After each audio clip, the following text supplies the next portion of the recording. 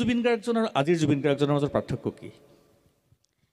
পাৰ্থক্য মানে তেওঁৰ শিশুসুলভ মনটোতো একেই আছে বাৰু, সেইটো একেই আছে। একেবাৰে একেই আছে, কিন্তু কিছুমান কথা মই তেওঁৰ জীৱনত অভাৱ দেখা পাওঁ।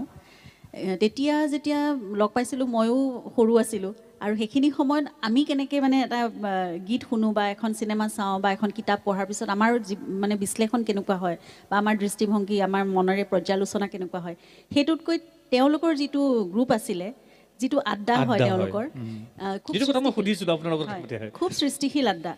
আৰু তাত তেতিয়া মই মাত্ৰ তেওঁলোকৰ কথাবোৰ বহি পেলাই শুনো। ইমান তেওঁলোকে নিখুঁতভাৱে প্ৰতিটো বস্তু, তেওঁলোকৰ দৃষ্টিভংগী ইমান নিখুঁত আছিল আৰু প্ৰতিটো বস্তু ইমান ধুনীয়াকৈ বিশ্লেষণ কৰি চায় আৰ্টিষ্টিকলি। গতিকে সেই কথাখিনি মই তেতিয়া তেনেকৈ তেওঁলোকৰ পৰাহে মই যাতে চাগে এখন ছবি চাবলৈ শিকিছোঁ বেলেগ ধৰণে, তেওঁলোকৰ পৰাহে মই চাগে এখন কিতাপ পঢ়িবলৈ শিকিছোঁ বেলেগ ধৰণেৰে, আৰু গীত এতিয়াও আনকি শুনিবলৈ আমাৰ কাৰণে সুৰ আৰু কথাখিনি যদি ভাল হয় তেতিয়াহ'লে সেই গীতটো আমাৰ কাৰণে ভাল। কিন্তু তেওঁলোকে প্ৰতিটো চাউণ্ড, প্ৰতিটো মিউজিক ইনষ্ট্ৰুমেণ্টৰ কথা, প্ৰতিটো তাল মান, সকলোখিনি কথা এনেদৰে বিশ্লেষণ কৰে আৰু তেওঁলোকে এনেকৈ নিখুঁতভাৱে শুনি যাওঁতেই শুনি যায়, খুব সহজভাৱে শুনে, কিন্তু তেওঁলোকৰ বিশ্লেষণ আৰু সেই দৃষ্টিভংগীটো বহুত বেলেগ।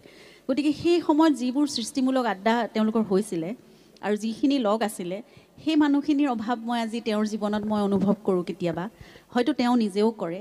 আৰু সেই সময়খিনি বা তেনেকুৱা ধৰণৰ আড্ডাবোৰ আজিকালি বহুত কমি গৈছে। আজিকালি নতুন প্ৰজন্মৰ মাজতো কমি গৈছে, বা আমাৰ যিটো ছাৰাউণ্ডিং সেইটোতো বহুত কমি গৈছে। পুৰণা বন্ধুখিনি লগ পালে যিটো কথা তেওঁলোকে যেনেকৈ পাতে, সেইখিনি আকৌ মানে উজ্জীৱিত হৈ উঠে জীৱনটো, কিন্তু তেওঁৰ সময়খিনি, কিন্তু সেই বস্তুখিনি কেতিয়াবা মানে তেওঁৰ জীৱনতো তেওঁ চাগে অভাৱ অনুভৱ কৰে। সেইকাৰণে কেতিয়াবা তেওঁৰ ভিতৰত তেওঁ গম নোপোৱাকৈ সেই ফ্ৰাষ্ট্ৰেশ্যনটো থাকে। আৰু মই ৰাতি কেতিয়াবা তেওঁ আহি পেলাই যেতিয়া কথা পাতে, মই শুবলৈ লৈ পেলাই, তেতিয়া মই অনুভৱ কৰোঁ যে তেওঁৰ জীৱনত যদি সেই মানুহখিনি কেতিয়াবা আকৌ ঘূৰাই পায় বা সঘনাই পাই থাকে, তেওঁ মানে আগৰ দৰে উৎফুল্লিত হৈ থাকিব পাৰিব। এতিয়া কিছুমান কথা ইমান বেমেজালি আৰু ইমান সমস্যাৰ মাজত তেওঁ মানে কেতিয়াবা মানে কি বুলি কওঁ, চেপা খাই থাকে, হয়, সেই মানসিক চাপটো থাকে তেওঁৰ ভিতৰত, যে তেওঁৰ সৃষ্টিশীলতা মনৰ ভিতৰত অনবৰতে চলি থাকে, যদি তেওঁ নুশুৱেও ভালকৈ। খুব তেওঁৰ শ্লিপ মানে খুব সেইটো শ্লিপ ডিজৰ্ডাৰ বুলিয়েই মানে কোৱা হয়। তেওঁ যে এবাৰ অসুখ হৈ পেলাই বহুত দিনলৈকে তেওঁ হস্পিটেলাইজ হ'ব লগা হৈছিল, এইটো তেওঁ শ্লিপ ডিজৰ্ডাৰে আছিলে আচলতে। তেওঁ ভালকৈ শুব নোৱাৰে, তেওঁ গভীৰ নিদ্ৰাৰ পৰ্যায়টোলৈ নাযায়।